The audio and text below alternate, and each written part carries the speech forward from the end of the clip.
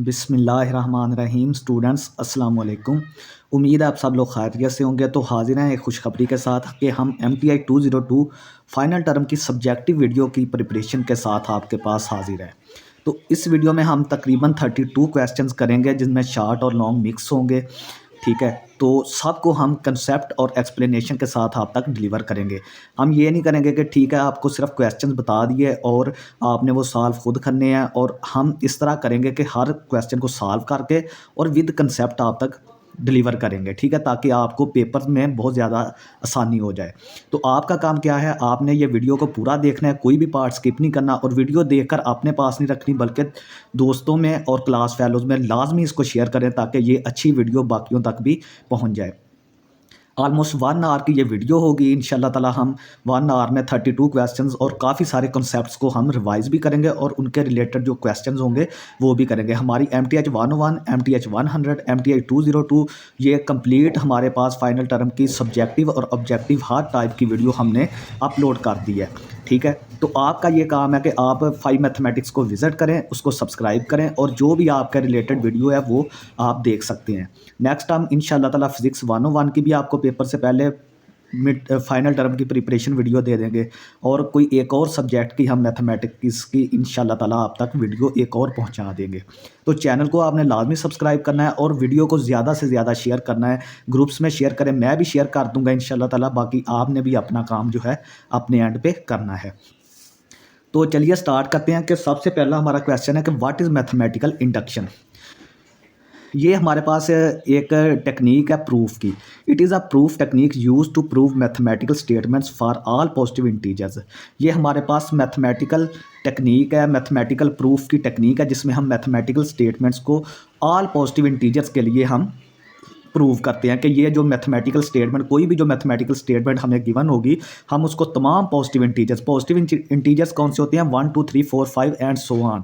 ठीक है, इनके लिए ये तमाम पॉजिटिव इंटीजर के लिए ये स्टेटमेंट, मैथमेटिकल स्टेटमेंट ट्रू है। ये चीज़ हम किस फार्मूले से, किस टेक्निक से प्रूव करते हैं, ये हम मैथमेटिकल इंडक्शन से प्रूव करते हैं कि ये मैथमेटिकल स्टेटमेंट हर पॉजिटिव इंटीजर के लिए सेटिस्फाई करती है। ठीक है, और ये 2 पार्ट्स पर कंसिस्ट होता है। इसके 2 स्टेप्स होते हैं। सबसे पहला होता है बेस स्टेप। बेस स्टेप में हम क्या करते हैं कि n=1 के लिए हम मैथमेटिकल स्टेटमेंट को वेरीफाई करते हैं। सबसे पहले हम n=1 के लिए मैथमेटिकल स्टेटमेंट को वेरीफाई कर देते हैं। दूसरा होता है इंडक्टिव स्टेप। इंडक्टिव स्टेप में हम ये करते हैं कि जो स्टेटमेंट होती है उसको हम एज्यूम करते हैं कि वो n= कोई भी इंटीजर k के लिए ट्रू है। ठीक है, हम ये चीज़ अज्यूम कर लेते हैं कि जो मैथमेटिकल स्टेटमेंट है वो n=k के लिए वो ट्रू है, और इस चीज़ को हम प्रूव कर देते हैं कि वो स्टेटमेंट n=k+1 के लिए भी ट्रू है। यानी कि कोई इंटीजर अगर हमने कोई भी इंटीजर हो सकता है, 2 हो सकता है, 3 हो सकता है, हम ये चीज़ अज्यूम कर लेंगे, अपने आप से सपोज कर लेंगे कि ये स्टेटमेंट जो है वो n=k के लिए ट्रू है, तो हम प्रूव कर देंगे कि वो उससे अगले इंटीजर यानी कि k+1 के लिए भी ट्रू होगी। इसकी एक एग्जांपल देखेंगे, उससे आपको ज़्यादा समझ आएगी।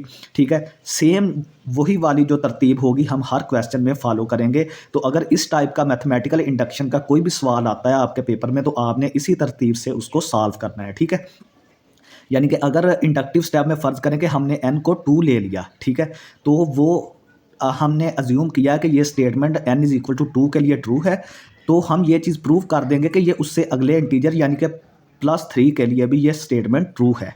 तो चलिए इसकी एक एग्जांपल देखते हैं कि prove by mathematical induction 1 + 2 + 3 + and so on up to n।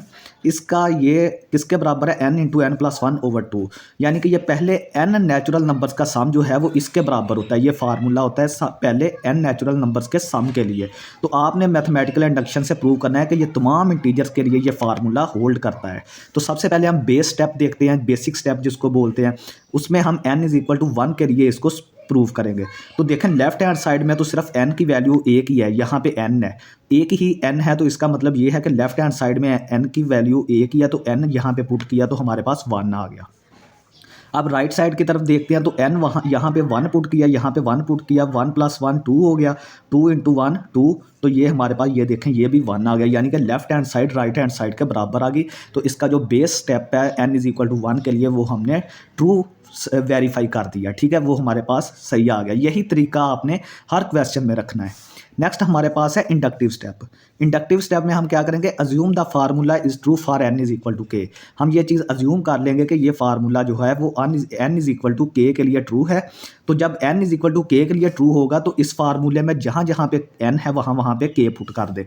1 + 2 + 3 + so on plus n की जगह पे k आ गया, इज इक्वल टू के इंटू के प्लस 1/2 आ गया। ठीक है, अब हम क्या करेंगे, अब हम ये करेंगे कि हमने ये अज्यूम किया कि ये n इज इक्वल टू के लिए ट्रू है, तो ये हम प्रूव कर देंगे कि ये उससे नेक्स्ट इंटीजर जो n इज इक्वल टू के प्लस 1 है ये उसके लिए भी ट्रू है।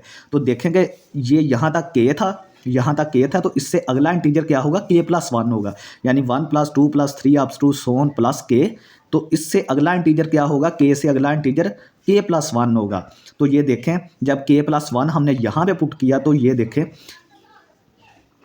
के की जगह पे k प्लस 1 आ गया। k प्लस 1 में जब k पुट किया तो k प्लस 2 हो जाता है। ठीक है, k प्लस 1 पुट किया तो k प्लस 2 हो गया, नीचे 2 वैसे ही आ गया। और इसको आप थोड़ा सा मल्टीप्लाई करके खोल लें तो k² + 3k + 2 के बराबर आ जाएगा। अब ये देखें कि यहाँ से लेकर यहाँ तक जो चीज़ है ना, यहाँ से लेकर यहाँ तक जो चीज़ है उसकी वैल्यू हमें ये गिवन है, तो ये वैल्यू आप ये ले लें। ठीक है, और आगे हमारे पास ये चीज़ लिखी हुई है तो इसको आप प्लस करके ये चीज़ लिख दें। आपने अब इस स्टेटमेंट को नज़र में रखना है, ये वाली स्टेटमेंट जो है। ठीक है, यानी ये देखें यहाँ तक जो इसकी वैल्यू है वो ये वाली है, तो इसको हमने ये लिख लिया। नेक्स्ट हमारे पास k प्लस 1 है तो इसको k प्लस 1 लिख लें। अब 2 इसका एलसीएम आ गया, एलसीएम लेके k इंटू के प्लस 1 और प्लस 2 इंटू के प्लस 1, ये सिंपल हमने एलसीएम लिया है। इसको थोड़ा सा k से ज़रब दी, इसको 2 से ज़रब दी, तो ये चीज़ आ गई। इसको थोड़ा सा सॉल्व करें तो k² + 3k + 2/2 आ गया। अब ये देखें ये दोनों चीज़ें बराबर आ गई। ठीक है, यानी कि हमने अज्यूम किया था कि k is equal to n is equal to के लिए हमारे पास ये चीज़ आई, तो हमने ये चीज़ प्रूव कर दी कि ये n इज इक्वल टू के प्लस 1 के लिए भी हमारे पास यही चीज़ आ रही है। ठीक है, आपने इसमें सिंपल ये करना है कि पहले k पुट करें, फिर उसको एक स्टेप फर्दर आगे ले जाएं। ठीक है, तो आपने सिंपल ये करना है कि ये प्लस k तक था ना, तो इसको आपने मज़ीद एक इंटीजर आगे करना है, जिसका मतलब होता है k प्लस 1, यानी कि ये k तक तो हमारे पास k इंटीजर थे और इससे अगला इंटीजर k प्लस 1 होगा। फिर आपने क्या करना है कि इतनी चीज़ की वैल्यू हमें ये गिवन होती है और ये हमारे पास k प्लस 1 होता है, तो इस वैल्यू में ये यहाँ पर आप ये वाली वैल्यू इतनी जगह पर पुट करें और k प्लस 1 आपका वैसे ही आकर इसको सॉल्व करें तो ये दोनों चीज़ें आपकी बराबर आ जाएंगी। नेक्स्ट हम बात करते हैं कि गिवन, तो ये देखें ये hence the statement is true for n belongs to natural number also for n is equal to k plus 1। तो ये जब k हमारा 2 होगा तो 3 के लिए भी प्रूव हो जाएगी, जब 3 होगा तो 4 के लिए भी, इस तरह ये ऑल नेचुरल नंबर्स के लिए ये स्टेटमेंट हमारी ट्रू हो जाएगी। Given the recursive function a1 is equal to 2 an is equal to an - 1 + 3। Recursive function क्या होते हैं, ऐसा फंक्शन होता है जिसको हम उसी के छोटे छोटे वर्जन में डिफाइन करते हैं। ऐसा फंक्शन जिसको हम उसी के छोटे छोटे वर्जन्स में डिफाइन कर देते हैं उसको हम रिकर्सिव फंक्शन कहते हैं। ये वैसे एमसीक्यूज में हम क्लियर कर चुके हैं इसकी डेफिनेशन। यहाँ पे हमें एक रिकर्सिव सीक्वेंस दिया गया जिसकी a1 की वैल्यू 2 है और हमें जो रिकर्सिव फार्मूला दिया गया इसको रिकर्सिव फार्मूला बोलते हैं। ठीक है, वो हमें ये गिवन। अब हमने इसकी मदद से बाकी सारी टर्म्स को a1 हमें दिया गया, a2 a3 a4 हमने फाइंड आउट करनी है। तो a1 की वैल्यू 2 है तो यहाँ पे an की जगह पे 2 रखें तो ये a2 - 1 a1 हो जाएगा और +3 वैसे ही। a1 की वैल्यू हमें 2 थी तो 2 + 3 हमारे पास 5 आ गया। अब हमने a3 फाइंड करना है तो यहाँ पे a3 पुट करें तो यहाँ से a3 - 1 a2 बन गया, +3 वैसे ही आ गया। तो a2 की वैल्यू 5 है तो 5 + 3 हमारे पास 8 आ गया। अब यहाँ पे a4 पुट करें तो a4 - 1 यहाँ पे a5 पुट करें, यहाँ पे 5 पुट करें। ठीक है, यहाँ पे 5 पुट करेंगे तो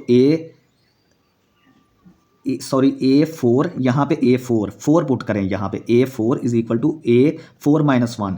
a4 - 1 क्या बनता है, a3 बनता है +3। तो a3 की वैल्यू हमारे पास क्या है 8 + 3 ये 11 के बराबर आ गई। ठीक है, नेक्स्ट हमारे पास है right Euclidean algorithm to find GCD of 48 and 18। 48 और 18 का हमने जीसीडी फाइंड आउट करना है with the use of Euclidean algorithm. तो इसका ये एल्गोरिथम ये होता है कि आपने divide the larger number by smaller one, जो बड़ा नंबर होता है आपने उसको छोटे नंबर से तकसीम कर देना होता है। ठीक है, तो मैं आपको ये करके दिखा देता हूँ। इसमें देखें कि 48 हमारा बड़ा नंबर है और 18 छोटा नंबर है। 1 पे गया, 2 पे गया, 18 2 बार 36 आ गया। तो इसको माइनस करें, ये हमारे पास 1 2 आ गया। अब आपने क्या करना है, अब ये 18 को आपने ये वाला जो जिस पे आपने पहले डिवाइड किया था, अब उसको आपने अंदर रख देना है और रिमाइंडर पे डिवाइड कर देना है। अब 1 आया आंसर, तो 12 आ गया, तो 6 आ गया, ठीक है। अब आपने क्या करना है, ये जिस पे आप डिवाइड किया है वो आपने अंदर रख लेना है यहाँ पर, ठीक है। तो 6 2 बार 12, तो जो लास्ट पे जिस पे आपने डिवाइड किया होता है वो आपका जीसीडी होता है, ठीक है। ये मैंने यही चीज़ जो है वो इंग्लिश में लिख दिया, जो एल्गोरिदम इसका होता है ना। तो जिस पे आप लास्ट पे डिवाइड करते हैं आपका वो जीसीडी होता है। तो यहाँ पे जीसीडी की वैल्यू 6 आ जाएगी। सिंपल, आपने बड़े नंबर को छोटे नंबर पे डिवाइड करना है, फिर जो रिमाइंडर होगा, फिर जिस पे आपने रिमाइंडर को आपने यहाँ पे लिख लेना है, और जो पहले आपने किया था जिस पे डिवाइड उसको आपने अंदर रख लेना है, ठीक है। फिर रिमाइंडर पे डिवाइड करें तो 12 आ गया, फिर जो रिमाइंडर है उसको साइड पे रखें और जिस पे ये डिवाइड किया था उसको अंदर रखें। फिर जहाँ पे जाके आपका 0 आ जाएगा, तो जिस पे आपने डिवाइड किया था लास्ट टाइम, जिस पे आपने डिवाइड किया था वो आपका क्या होगा, जीसीडी होगा। तो यही चीज़ मैंने लिखी है कि replace the larger number with the divisor and the smaller number with the remainder. यही चीज़ लिखी है कि हमने ये जो नंबर है इसको रिप्लेस अंदर कर लेना है और रिमाइंडर से डिवाइड कर देना है। रिपीट अंटिल रिमाइंडर बिकम 0, ये हमने प्रोसेस उस वक्त तक जारी रखना है जब तक हमारा रिमाइंडर 0 नहीं आता, और जिस चीज़ पे हमने लास्ट पे डिवाइड किया था वो हमारा जीसीडी होगा। तो यहाँ पे जीसीडी की वैल्यू 6 आ गई। तो ये देख लें, ये वही चीज़ लिखी है कि 48 को अंदर रख के 18 पे डिवाइड करें तो 2 पे जाएगा, 18 2 बार 36 और 12 रिमाइंडर बचेगा। अब आपने क्या करना है, अब ये चीज़ को आपने इस तरफ रख लेना है, ठीक है, और रिमाइंडर पे डिवाइड करना है। तो रिमाइंडर 12 था, तो 18 इज इक्वल टू 12 इंटू 1 और प्लस 6। अब 6 रिमाइंडर बचा, अब आपने इसको अंदर रख के 6 पे डिवाइड करना है, ठीक है। तो 6 2 बार 6, तो 12 हमारा, अब ये रिमाइंडर 0 आ गया, तो इसका मतलब जीसीडी हमारा 6 आ गया, ठीक है। नेक्स्ट हमारे पास है कि a student has 3 shirts and 4 pants. एक स्टूडेंट के पास 3 शर्ट्स हैं और 4 पैंट्स हैं। How many different ways are possible of outfits, तो वो कितने तरीकों से डिफरेंट किस्म के पैंट शर्ट के कम्बिनेशन बना सकता है, कितने आउटफिट्स बना सकता है, ठीक है। इसका तो आपको ज़्यादा पता होगा मुझसे, तो इसके लिए ये हो सकता है कि आपने देखें कि जब ये काउंटिंग प्रिंसिपल जो है वो फंडामेंटल प्रिंसिपल ऑफ काउंटिंग जो है ना, ये इस पे इस्तेमाल होगा। वो मैंने आपको एमसीक्यूज में समझाया है कि अगर दो चीज़ों के दरमियान एंड आ जाए, देखें कि 3 शर्ट्स हैं और 4 पैंट्स हैं, तो जब आपने total number of ways find out करने हैं तो इन दोनों को डिवाइड कर दें। अगर दरमियान में एंड आ रहा है तो आपने फंडामेंटल प्रिंसिपल ऑफ काउंटिंग के मुताबिक इसको मल्टीप्लाई कर देना है दोनों को, तो उतने वेज में हमारे डिफरेंट आउटफिट्स बन जाएंगे। जिस तरह के 3 इंटू 4 12, तो इसके पास 12 आउटफिट्स होंगे। तो इसको आप दूसरे तरीके से भी फाइंड आउट कर सकते हैं कि देखें अगर एक शर्ट है तो उसके साथ 4 पैंट्स का कम्बिनेशन बन सकता है, तो मतलब कि 4 आ गया।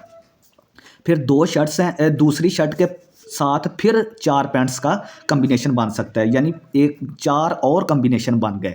फिर तीसरी जो शर्ट है उसके साथ फिर अलग-अलग 4 शर्ट्स पैंट्स का कम्बिनेशन बन सकता है, तो इसका मतलब 4 कम्बिनेशन और आ गए। तो इनको ऐड करें तो ये भी 12 आता है, ठीक है। तो ये 2 तरीकों से सॉल्व हो सकता है, मैंने दोनों तरीके बता दिए हैं आपको। तो इसका मतलब ये है कि एक शर्ट के लिए हम 4 पैंट्स इस्तेमाल कर सकते हैं, एक शर्ट के लिए हम 4 पैंट्स इस्तेमाल कर सकते हैं।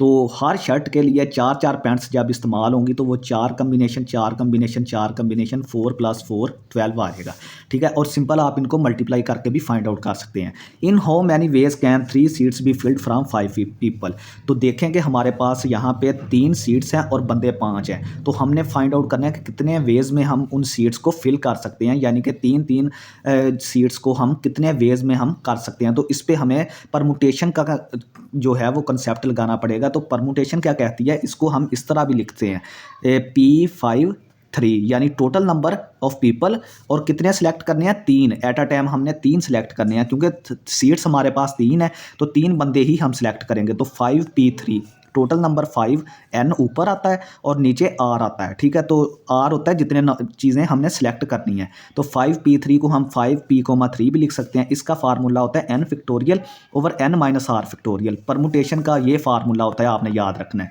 तो ये देखें N का फैक्टोरियल, N यहाँ पे 5 है, 5 का फैक्टोरियल 5 - 3, N माइनस R का क्या मतलब है 5 - 3, दोनों को माइनस करके 2 का फैक्टोरियल आ गया, ठीक है। अब हम क्या करेंगे 5 × 4 × 3 × 2 फैक्टोरियल। तो ये फैक्टोरियल को खोलने का मैंने तरीका आपको MCQs वाली वीडियो में बता दिया है। ये होता है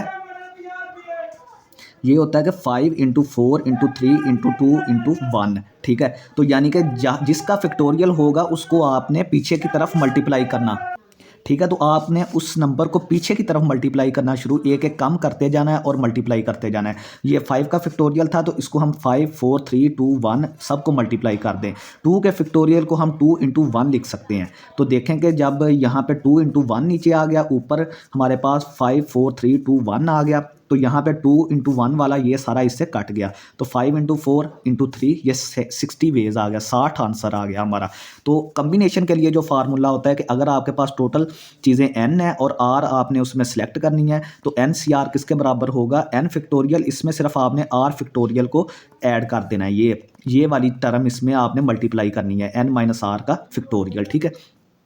तो कम्बिनेशन और परमुटेशन में क्या फ़र्क होता है, ये भी मैंने एमसीक्यूज़ में बहुत डिस्क्रिप्शन के साथ बताया है कि जो कम्बिनेशन होता है उसमें हम ऑर्डर को मैटर नहीं करते, और जो परमुटेशन होती है उसमें हमें ऑर्डर को मैटर करना पड़ता है, ऑर्डर को कंसीडर करना पड़ता है, ठीक है। नेक्स्ट हमारे पास है कि define arithmetic series, find the sum of first 20 terms of arithmetic series. ये हमें एक अर्थमेटिक सीरीज़ दी गई है, हमने इसकी 20 टर्म्स जो पहली 20 टर्म्स हैं, ठीक है, उनका सम फाइंड आउट करना है। और अर्थमेटिक सीरीज़ कौन सी होती है, वो ये सीरीज़ होती है कि अगर हम अर्थमेटिक सीक्वेंस क्या होता है कि ऐसा सीक्वेंस जो किसी एक नंबर को मल्टीप्लाई करने से हमें नेक्स्ट टर्म मिल रही है। फॉर एग्जांपल ये देखेंगे, अर्थमेटिक सीक्वेंस वो होता है जो हम किसी नंबर को ऐड करके नेक्स्ट टर्म हासिल कर रहे हैं। फ़र्ज़ करें ये हमारे पास ये सीक्वेंस है हमारे पास, ये अब अर्थमेटिक सीक्वेंस होगा। अर्थमेटिक सीक्वेंस क्यों होगा, क्योंकि देखेंगे पहली टर्म में अगर हम 4 जमा करें तो हमें नेक्स्ट टर्म मिलती है, दूसरी टर्म में 4 जमा करें तो हमें 11 मिलता है, तीसरी टर्म में 4 जमा करें तो हमें 15 मिलता है। तो अर्थमेटिक सीक्वेंस में हम एक फिक्स्ड नंबर जो है वो जमा करते जाते हैं और हमें नेक्स्ट टर्म मिलती जाती है। तो इस फिक्स नंबर को हम कॉमन डिफरेंस कहते हैं, कॉमन डिफरेंस, और उसको डी से रिप्रेजेंट करते हैं। तो अगर हम किसी अर्थमेटिक सीक्वेंस की टर्म्स को, ये दरमियान में कॉमाज आ रहे हैं ना, सीक्वेंस के दरमियान हमेशा कॉमाज आते हैं, और अगर कॉमाज ख़त्म करके हम अर्थमेटिक सीक्वेंस की टर्म्स के दरमियान पॉजिटिव साइन प्लस साइन डाल दें तो वो अर्थमेटिक सीरीज़ बन जाती है। यानी कि अगर किसी अर्थमेटिक सीक्वेंस के हम टर्म्स को जमा कर दें, ठीक है, अगर अर्थमेटिक सीक्वेंस के टर्म्स को हम जमा कर दें तो वो हमारे पास अर्थमेटिक सीरीज़ बन जाएगी, ठीक है। ये मैंने यहाँ पे लिखा है, ठीक है। तो यहाँ पे हमने 20 टर्म्स का सम भी फाइंड आउट करना है। तो यहाँ पे देखेंगे जो पहली टर्म होती है उसको ए बोलते हैं, तो ए की वैल्यू हमारे पास 3 आ गई। डी मैंने आपको बताया था कि डी वो नंबर होता है जिसको ऐड करके हम नेक्स्ट टर्म्स को फाइंड आउट करते हैं। तो डी हमारे पास, मैंने आपको यहाँ पे बताया था ना कि 4 है, तो डी की वैल्यू यहाँ पे 4 आ गई, ठीक है। और एन वो नंबर ऑफ टर्म्स हैं जो हमने जिनका सम हमने फाइंड करना है। तो 20 टर्म्स का हमने सम फाइंड आउट करना है, तो n की वैल्यू 20 आ जाएगी। नेक्स्ट देखेंगे एस एन। अब सम का formula, sum of n terms, अगर हमारे पास सम ऑफ n टर्म्स का फार्मूला ये होता है n/2 into 2a plus n-1 into D, ठीक है। अब आपके पास n 10 भी हो सकता है, 20 भी हो सकता है, 30 भी हो सकता है। यहाँ पे हमने 20 n इज इक्वल टू 20 की वैल्यू फाइंड करनी है, तो s की जगह s वैसे ही आ गया, n की जगह पे 20 पुट कर दें। तो n जहाँ जहाँ पे n है वहाँ पे 20, ये नीचे 2 आ गया, और 2 ये 2 फार्मूले वाला, और a की वैल्यू हमारे पास 3 आ गई, प्लस n की वैल्यू 20, ये -1 वैसे ही आ गया, और d की वैल्यू 4 है। तो इसको आप सॉल्व करेंगे तो s20 की वैल्यू आ जाएगा, ये 10 आ जाएगा, यहाँ से 6 आ जाएगा, और इसको सॉल्व करेंगे तो 76, ये 82 बन जाएगा। 82 को 10 से मल्टीप्लाई करें तो 820 सम ऑफ 20 टर्म्स का सम आ जाएगा, ठीक है। नेक्स्ट हमारे पास है what is geometric series. Geometric series और अर्थमेटिक सीरीज़ में सिर्फ यही फ़र्क होता है कि जो ज्योमेट्रिक सीक्वेंस की टर्म्स होती हैं हम उनके दरमियान पॉजिटिव साइन डाल देते हैं। अगर हम किसी ज्योमेट्रिक सीक्वेंस की टर्म्स को सम कर दें, उनके दरमियान सम का साइन डाल दें, तो वो हमारे पास ज्योमेट्रिक सीरीज़ बन जाती है। अब हमें ये एक ज्योमेट्रिक सीरीज़ दी गई है 2 6 18 54। तो ज्योमेट्रिक सीक्वेंस, सबसे ज्योमेट्रिक सीरीज़ को फाइंड आउट करने से पहले आपको ज्योमेट्रिक सीक्वेंस आना चाहिए। तो ये देखें, ये पहले ज्योमेट्रिक सीक्वेंस था, ये पहले ज्योमेट्रिक सीक्वेंस था, ये देखें, ये हमारा पहले ज्योमेट्रिक सीक्वेंस था। तो ये चलता जाएगा, तो देखेंगे ज्योमेट्रिक सीक्वेंस हमें कैसे मिलता है। ये सीक्वेंस हमें तब मिलता है जब हम एक टर्म को किसी फिक्स नंबर से मल्टीप्लाई करके नेक्स्ट टर्म हासिल करते हैं। अर्थमेटिक सीक्वेंस में हम क्या करते हैं, एक फिक्स टर्म को जमा करके अगली टर्म हासिल करते हैं, इसमें हम एक टर्म को ज़रब दे के अगली टर्म हासिल करते हैं। तो ये देखें 2 को हम अगर 3 से ज़रब दें तो हमें 6 मिलता है, 6 को अगर 3 से ज़रब दें तो हमें 18 मिलता है, 18 को अगर 3 से ज़रब दें तो 54 मिलता है। और जो हमें फिक्स नंबर ये ज़रब कर रहे हैं जिस नंबर के साथ, उसको हम कॉमन रेशो कहते हैं, और कॉमन रेशो को हम आर से रिप्रेजेंट करते हैं। ठीक है, तो ये देखें ये पहले हमारे पास ऐसा सीक्वेंस होगा कोई, ये ज्योमेट्रिक सीक्वेंस था कोई, फिर हमने इसकी टर्म्स के दरमियान सम डाल दिया। ठीक है, इसकी टर्म्स के दरमियान हमने पॉजिटिव साइन डाल दिया, तो वहाँ से ये हमारे पास ज्योमेट्रिक सीरीज़ बन गई। अब हमने इस ज्योमेट्रिक सीरीज़ की पहली 8 टर्म्स का सम फाइंड आउट करना है, पहली 8 टर्म्स का सम फाइंड आउट करना है। तो ये डेफिनेशन मैंने ज्योमेट्रिक सीरीज़ की लिख दी है ये वाली। ठीक है, तो यहाँ पे आप देखेंगे पहली टर्म को फिर ए बोलते हैं। आर यहाँ पे मैंने आपको बताया था, आर क्या होता है, जिससे आप मल्टीप्लाई कर रहे हैं जिस नंबर से, तो 3 से आप मल्टीप्लाई कर रहे थे ना, तो आर की वैल्यू यहाँ पे 3 आ गई। एन हमारे पास क्या है, एन जितनी नंबर्स का सम हमने फाइंड आउट करना है, तो वो 8 टर्म्स का सम फाइंड करना है, तो एन की वैल्यू 8 आ गई। अब ज्योमेट्रिक सीक्वेंस के लिए, ज्योमेट्रिक सीरीज़ के लिए जो सम का फार्मूला होता है वो होता है S N is equal to A R की power N minus 1 over R minus 1। ये ज्योमेट्रिक सीरीज़ के लिए सम का फार्मूला होता है। तो यहाँ पे n की वैल्यू हमारे पास 8 है, तो यहाँ पे s 8 आ जाएगा, जो किसके बराबर आ जाएगा, a की वैल्यू 2 थी, 3 की पावर r की वैल्यू 3 थी, तो n की पावर n 8 बन गया, n की वैल्यू 8 थी। ये -1 वैसे ही आ गया, r की वैल्यू 3 -1 आ गया। ये देखें अब 3 -1 2 आ गया, तो 2 2 से कट गया।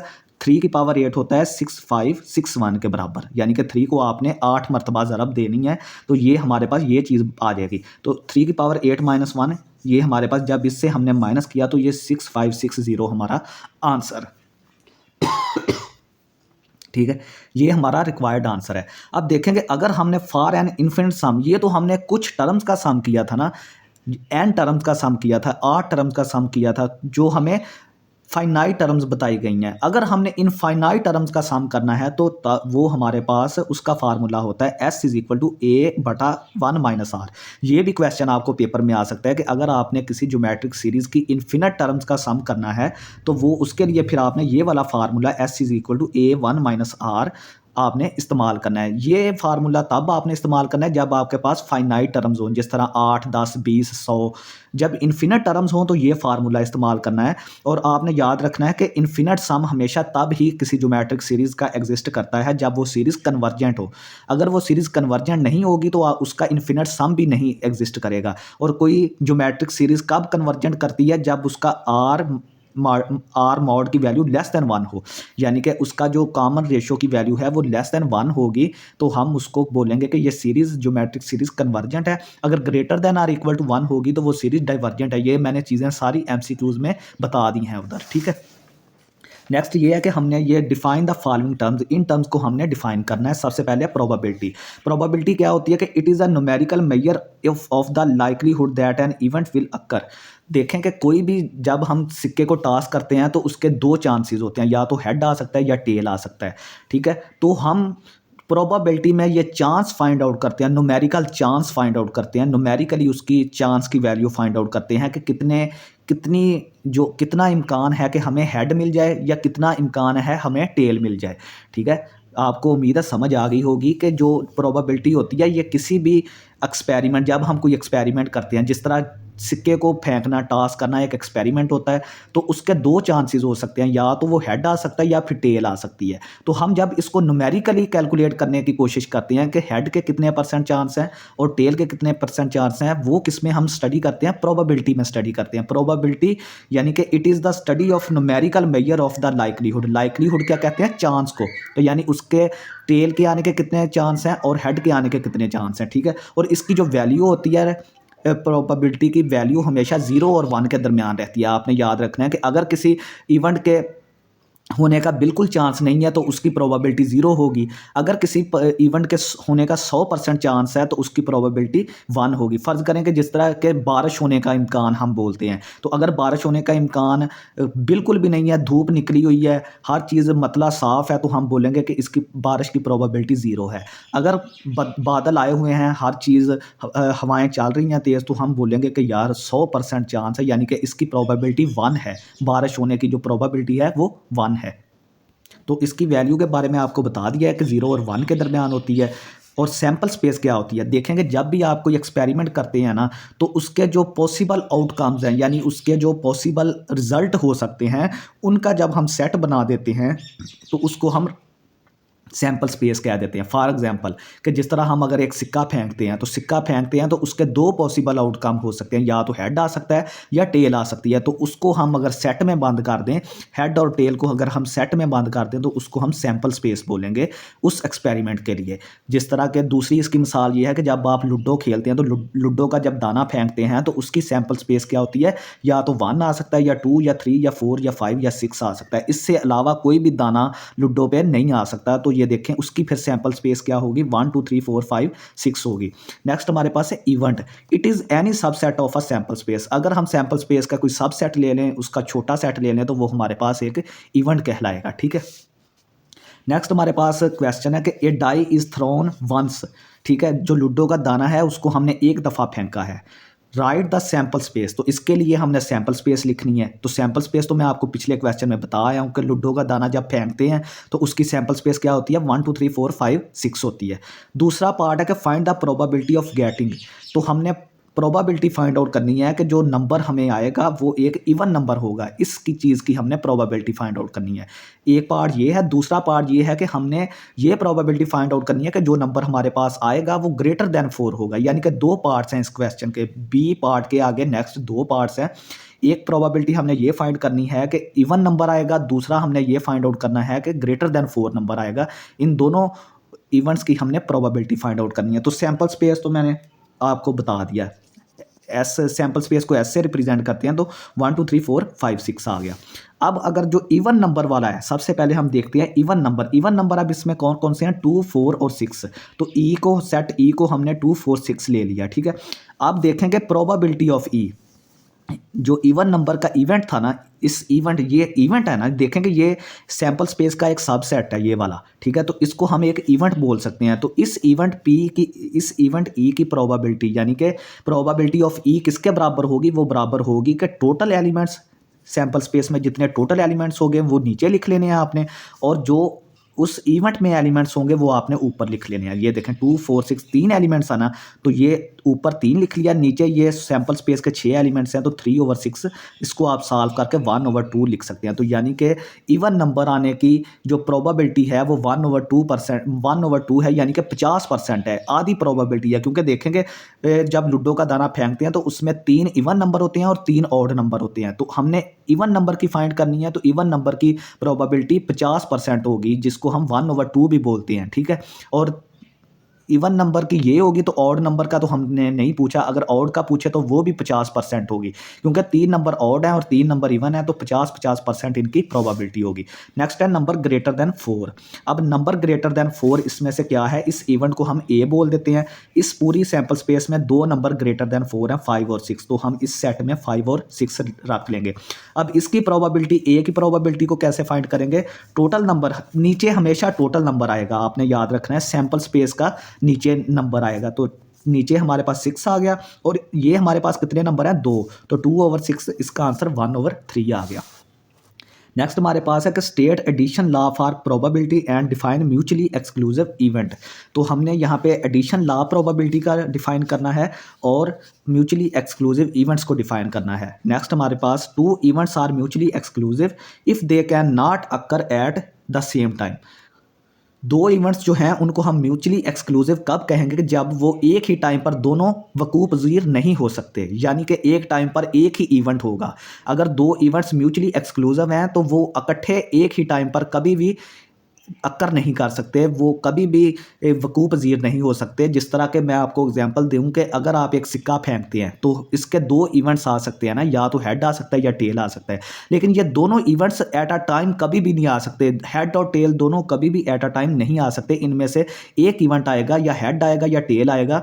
ठीक है। तो इसका मतलब ये है कि जब हम सिक्के का टास्क करते हैं तो ये एक म्यूचुअली एक्सक्लूसिव इवेंट होता है। ठीक है। म्यूचुअली एक्सक्लूसिव इवेंट होता है जब हम सिक्के को टास्क करते हैं, या तो हेड आ सकता है या टेल आ सकता है, लेकिन दोनों चीज़ें नहीं आ सकती इकट्ठी, तो इनको हम म्यूचुअली एक्सक्लूसिव इवेंट बोलते हैं। तो लॉ ऑफ एडिशन ये कहता है कि probability of A union B, अगर आपके पास probability of A union B है तो आप इसको P of A plus probability of B minus probability of A intersection B. अब देखें कि सिंपल तो हम यूनियन में सिर्फ क्या करते हैं कि दोनों एलिमेंट्स को ऐड कर देते हैं, लेकिन यहाँ पे क्या है, यहाँ पे अगर कोई उनमें कॉमन चीज़ है, ठीक है, अगर यूनियन में कोई चीज़ कॉमन आ जाती है तो उस कॉमन चीज़ की प्रोबेबिलिटी को हम इसमें से माइनस कर देते हैं, तो ये चीज़ इसलिए यहाँ पे आई है। नेक्स्ट हमारे पास क्वेश्चन है कि हमने पी ऑफ ए हमें 0.6 दिया गया है, पी ऑफ बी हमें 0.4 दिया गया है और P of A intersection B हमें 0.2 दिया गया है। हमने फाइंड करना है P of A union B, P of A minus B, ये दो चीज़ें हमने फाइंड करनी है। तो सबसे पहले use law of addition, law of addition को लिखेंगे। लॉ ऑफ एडिशन हमें ऊपर पढ़ के आए हैं, ये वाला होता है। तो पी ऑफ ए की वैल्यू 0.6 है, वो रखें, पी ऑफ बी की वैल्यू 0.4 है, P of A intersection B minus करके 0.2 आ जाएगी, तो इसको सॉल्व करें 0.8 आ जाएगा। अब ये जो पी ए माइनस बी है, probability of A minus B का क्या मतलब होता है? इसका मतलब ये होता है कि probability of A but not B. A minus B का क्या मतलब होता है? इसका मतलब ये होता है कि कोई एलिमेंट ए को तो बिलोंग कर रहा है लेकिन बी को नहीं कर रहा है, ठीक है। तो इसका मतलब यहाँ पे ये होगा प्रोबेबिलिटी ऑफ ए, हम ए की प्रोबेबिलिटी फाइंड आउट कर लेंगे लेकिन बी की प्रोबेबिलिटी हम नहीं फाइंड आउट करेंगे। तो आपने सिंपल क्या करना है कि ये जो एडिशन लॉ था इसमें से आप ये प्रोबेबिलिटी ऑफ बी को माइनस कर दें, ख़त्म कर दें, बाकी दो चीज़ें ले लें, तो ये हमारे पास क्या आ जाएगी, probability of A minus B. देखें ना कि हमने A probability of A find करनी है लेकिन बी नहीं करनी, तो बी वाली ये जो टर्म है इसको माइनस कर दें, तो ये दो चीज़ें आ जाएंगी। तो इसमें वैल्यू पुट करें, P of A 0.6, P of A intersection B 0.2, तो ये 0.4 के बराबर आ जाएगी। नेक्स्ट हमारे पास है define conditional probability right formula, और इसका फार्मूला भी आपने लिखना है। तो चलिए देखते हैं कि conditional probability is the probability of event A given that event B has already occurred. तो कंडीशनल प्रोबेबिलिटी जैसे कि इसके नाम से जाहिर है कि ये किसी शर्त पर मुनहसर करती है, किसी शर्त पर डिपेंड करती है। तो देखेंगे कंडीशनल प्रोबेबिलिटी को हम इस तरह डिफाइन कर सकते हैं कि अगर हमारे पास कोई इवेंट बी हमारे पास हो चुका है, ठीक है, इवेंट बी अगर हमारे पास हो चुका होगा तो फिर ही ए हमारे पास इवेंट होगा, यानी कि जो इवेंट ए है वो होने के लिए किस पर डिपेंड कर रहा है, किस कंडीशन पर डिपेंड कर रहा है, वो बी पर डिपेंड कर रहा है। तो इसका मतलब ये है कि ये ए की कंडीशनल प्रोबेबिलिटी होगी विद रिस्पेक्ट टू बी, ठीक है, ए की कंडीशनल प्रोबेबिलिटी होगी विद रिस्पेक्ट टू बी, यानी कि अगर बी इवेंट होगा तो फिर ही ए होगा, ठीक है। ए के होने पर हमने एक कंडीशन लगा दिया कि अगर बी जो है वो ऑलरेडी हो चुका होगा तो फिर ही हमारा इवेंट ए होगा। तो इसको हम कैसे रिप्रेजेंट करते हैं, P of A slash B, probability of A slash B. इसका मतलब ये है कि जो नीचे इवेंट है वो हो चुका है और ऊपर वाला इवेंट तब ही होगा जब नीचे वाला इवेंट हो चुका होगा। तो ये बी जो है वो ऑलरेडी हो चुका है, ए की प्रोबेबिलिटी फिर हम इस तरह फाइंड करेंगे। तो इसका फार्मूला होता है P A intersection B, P B के बराबर, ठीक है। तो नेक्स्ट क्वेश्चन है कि किसी एक क्लास में जो 60% स्टूडेंट है ना वो मैथमेटिक्स को लाइक करते हैं। ये वैसे गलत है, इतने स्टूडेंट्स लाइक नहीं करते, जो नॉर्मली है स्टूडेंट्स मैथ को लाइक नहीं करते, और 40% जो हैं वो फिज़िक्स को लाइक करते हैं और 25% जो हैं वो दोनों को लाइक करते हैं। यानी कि किसी क्लास में 60% बच्चे रियाजी को लाइक करते हैं, 40% फिज़िक्स को लाइक करते हैं और 25% ऐसे हैं जो फिज़िक्स और मैथ दोनों को पसंद करते हैं। तो हमने प्रोबेबिलिटी फाइंड करनी है, find the probability that A students likes mathematics given that he likes physics. तो हमने प्रोबेबिलिटी यहाँ पे कंडीशनल प्रोबेबिलिटी आने लगी है। ये देखें कि एक स्टूडेंट जो है वो फिजिक्स को पहले ही लाइक कर चुका है, तो हमने प्रोबेबिलिटी फाइंड आउट करनी है कि वो मैथमेटिक्स को लाइक करेगा, ठीक है। यानी कि वो फिजिक्स इवेंट बी जो है वो अकर कर चुका है, यानी कि वो फिजिक्स को लाइक कर चुका है, ये हमें पता है कि वो फिजिक्स को लाइक करता है, तो ये इवेंट तो हो गया। अब हमने प्रोबेबिलिटी फाइंड करनी है कि वो मैथमेटिक्स को कितना लाइक करता है, ये प्रोबेबिलिटी फाइंड आउट करनी है। तो इसका फार्मूला हम देखते हैं। नेक्स्ट है कि probability that students likes mathematics only. तो ये हमारे पास ए माइनस बी वाला कॉन्सेप्ट होगा, यानी कि वो स्टूडेंट जो फिजिक्स को लाइक नहीं करता, सिर्फ मैथमेटिक्स को लाइक करता है। तो इसका मतलब ये है कि probability of A minus B find करनी है, यानी कि वो ए को तो लाइक कर रहा है लेकिन बी को लाइक नहीं कर रहा, ठीक है, यानी कि मैथमेटिक्स को लाइक कर रहा है लेकिन फिजिक्स को लाइक नहीं कर रहा है। तो हमारे पास ये वाला कंसेप्ट इस्तेमाल होगा। ऊपर हमारे पास कंडीशनल प्रोबेबिलिटी को इस्तेमाल होगा और नीचे हमारे पास ए माइनस बी वाला कंसेप्ट इस्तेमाल होगा। तो देखें कि 60% है, इसको परसेंट ख़त्म करने के लिए 100 से डिवाइड कर दें तो 0.6 आ जाएगा।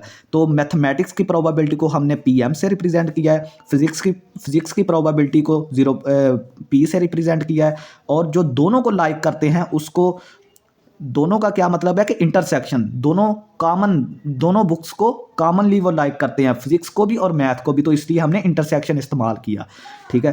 तो P probability of M intersection P, जो स्टूडेंट्स फिजिक्स और मैथ दोनों को लाइक करते हैं तो वो 0.25 आ गया।